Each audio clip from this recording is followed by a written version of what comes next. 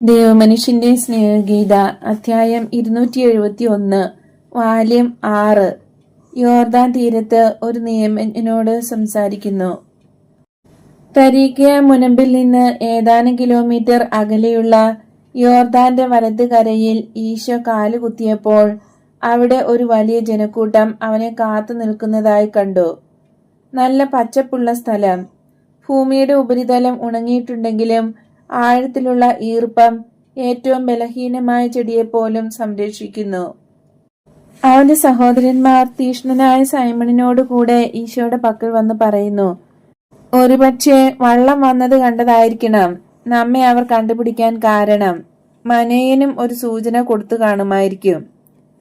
മനേയൻ ക്ഷമാപണം ചെയ്തുകൊണ്ട് പറയുന്നു, ഗുരുവേ, ആരും അറിയാതിരിക്കുവാൻ ഞാൻ രാത്രിയിൽ തന്നെ പോന്നു. ഞാൻ ഒരുത്തരോടും പറഞ്ഞില്ല,